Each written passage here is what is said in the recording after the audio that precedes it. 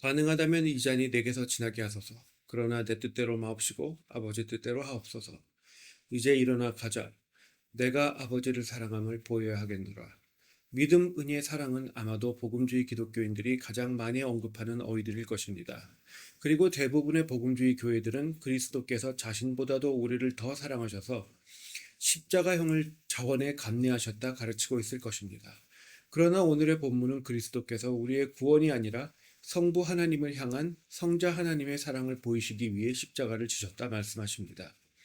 다른 복음서도 마찬가지입니다.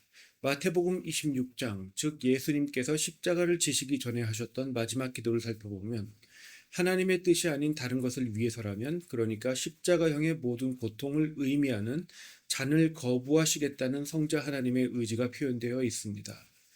인류의 구원을 위해서라면 십자가형을 감당하지 않으시겠다는 것입니다. 그 외에도 복음주의가 강조해온 삼위 하나님께서 우리의 구원을 한치의 의심도 없이 원하시고 또 목적하셔서 예정하셨다는 주장을 전면 부인하는 이 선언들이 성경 어디에서도 부정되고 있지 않습니다. 그런데 종교개혁가들이 정립한 정통개혁신학을 따르면 이 문제는 의외로 쉽게 해결됩니다. 개혁주의 삼위일체론을 따르면 성부 하나님께서 삼위 하나님의 의지와 계획을 정하시고 성자 하나님께서 그 계획을 실행에 옮기시며 성령 하나님께서 그 계획을 완성하신다 되어 있습니다. 따라서 삼위 하나님의 연합된 의지는 성자 하나님의 의지가 아니라 성부 하나님의 의지라는 것을 알 수 있습니다. 성자 하나님과 성령 하나님은 자신의 의지를 관철하는 대신 성부 하나님의 뜻에 순종하셔서 하나님을 영화롭게 하십니다. 다시 말해 성자 하나님은 성부 하나님의 뜻을 실행하셔서 영화롭게 하려 하시고, 성령 하나님은 성자 하나님의 업적을 증거하셔서 삼위 하나님의 계획을 성취하시는 데 그 목적을 두고 계십니다. 성부 하나님은 성자 하나님을 부활시키시고 자신의 왕국과 모든 권세를 그에게 부여하시며, 성자 하나님은 궁극적으로 성부 하나님의 권세와 성령 하나님의 능력으로 온 우주를 통치하시는 것을 통해 삼위 하나님의 자기 계시를 완성하시고 영광을 확장하십니다. 결국 삼위 하나님의 의지는 삼위일체 내부의 능동적이며 자기희생적이고 상호관계적 사랑에 의해 연합되고 성취됩니다. 그러니까 성경이 말하는 바를 정확히 따르면 성자 하나님은 우리의 구원을 위해 십자가를 지셨던 것이 아닙니다. 예수님은 성부 하나님의 뜻을 성취하고 삼위 하나님의 상호관통적인 사랑을 확증하는 것을 통해 하나님을 영화롭게 하시기 위해 십자가를 지셨던 것입니다. 그렇다면 성자 하나님께서는 왜 십자가 사역에 반대 의사를 표시하셨을까요? 반대로 한번 생각해 보죠. 삼위 하나님께서 어떠한 내부적 갈등도 없이 만장일치로 성자 하나님의 생명을 내어주시는 것을 기쁨으로 찬성했다면 어떤 결과가 야기될까요?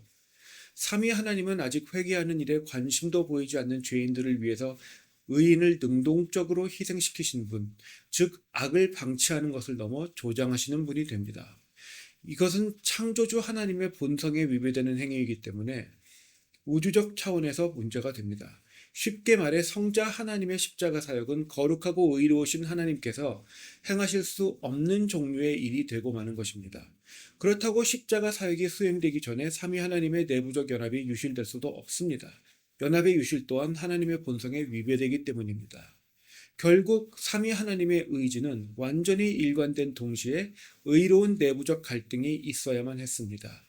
그리고 그 내부적 갈등과 순종을 통한 변화 모두 성자 하나님의 자기 희생을 더 고귀하게 만들고 삼위 하나님의 영광을 보다 높이게 된 것입니다. 이처럼 삼위 하나님의 내부적 사랑이 성취된 후에야 성자 하나님의 순종의 의로움이 성령 하나님의 증거를 통해 택하신 자들에게 전가되어 우리의 구원이 이루어집니다. 따라서 예수님의 의가 성도들에게 전가되는 것은 성자 하나님이 아니라 성부 하나님의 뜻이었던 것입니다.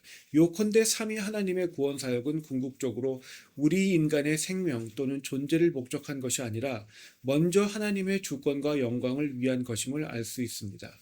그렇다면 하나님의 구원 사역은 궁극적으로 우리의 존재 그 자체를 위한 것이 아니라 하나님의 주권과 영광을 위한 것이라는 것을 분명히 알 수 있습니다. 성자 하나님께서 죄인들이 아니라 성부 하나님을 위해 십자가형을 감내하셨다는 이 영적 현실은 실제로는 그렇게 놀라운 일이 아닙니다.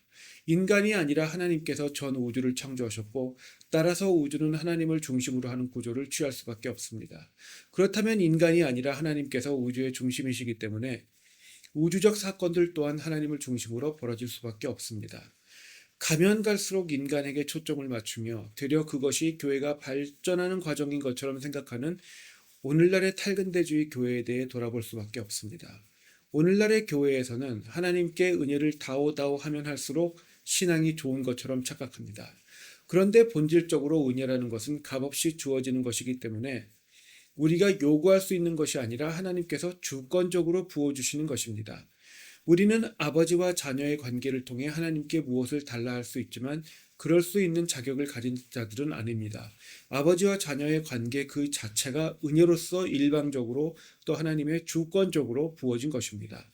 십자가 사건을 통해 세우신 예수님의 모범은 하나님의 자녀들은 무엇보다도 하나님의 뜻을 먼저 구하고 부활 및 승천으로 대변되는 한이 없는 예수님의 은혜는 하나님의 주권에 모든 것을 맡겨야 함을, 또한 은혜는 하나님의 의지에 따른 것이기에 무엇을 주셔도 스스로 만족할 수 있어야 함을 가르치고 있습니다. 그렇게 하여도 모든 필요를 아시는 하나님께서 우리에게 가장 좋은 것을 주신다 가르치고 있습니다. 이 같은 예수님의 모범을 따르는 것이 삼위 하나님의 내부 관통적 사랑을 예표하는, 그래서 그리스도의 참된 형상을 세우는 길이라는 것을 인지할 수 있어야 합니다. 예수님 한 분만으로 만족한다는 고백은 가벼운 것이 아닙니다. 예수님의 모범을 따라 다오다오 하는 대신 목숨 바쳐 섬기는 것, 그리 아니하실지라도의 신앙을 의미합니다. 스스로를 소모품처럼 내어주는 것을 말합니다.